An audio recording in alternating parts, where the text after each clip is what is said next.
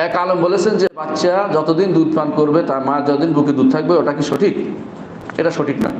আল্লাহ বলেছেন ওয়াল ওয়ালিদাতু ইরদি'না আওলাদাহুন্না হাওলাইনি কামিলাইনি লিমান আরাদা আন ইউতিম্মা রাদা।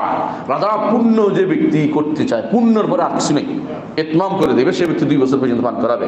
এটাই শুদ্ধ। 2.5 বছর পর্যন্ত আফগানি রহমতুল্লাহ বলেছেন কোন আয়াত থেকে, হামলুহু ফিসালুহু সালাসুনা শাহরা। তিনি হামল বলতে বহন করা বুঝছেন, কিন্তু আমরা হামল বলতে বুঝাই পেটে ধারণ করা। পেটে ধারণ করা সর্বোচ্চ সর্বনিম্ন 6 মাস। সর্বনিম্ন পেটে ধারণ করার বয়স 6 মাস। হচ্ছে এর আগে আসলে দুনিয়াতে সে বাঁচবে না।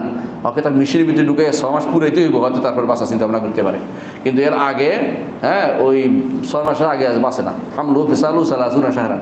তো এই সালাসুনা শাহরান থেকে উনি নিচ্ছেন 30 মাস, অর্থাৎ 2.5 বছর বলেছেন।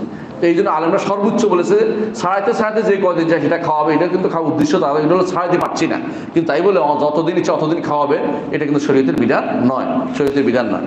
তবে হারাম বলছি না, আমিও হারাম বলছি না, কারণ এটা হারামের জায়গায় পৌঁছে নেই। যদি বাচ্চা বড় হয়ে যায় তখন হারাম পর্যায়ে পৌঁছে যাবে দুধ খাইলে। কেমন ওই অর্থাৎ আপনার সন্তান 2 বছরের ভিতরে খাইলে যেটা হয়তো কি সাব্যস্ত হয়? রাদাত সাব্যস্ত হয়।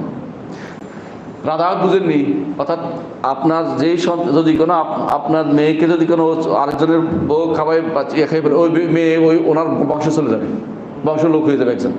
কিন্তু কেউ 2.5 বছর পরে কেউ খাওয়াইলে ওই বংশের ভিতরে যাবে না, 7 বছরের ভিতরে যাবে না। বুঝলেন না কথাটা? এই জন্য কেউ যদি বউ দুধ খেয়ে ফেলে তার দুধ কিন্তু হারাম হয়ে যাবে না, খাওয়া ঠিক না, এটাও বলছে আবার। وقل جاء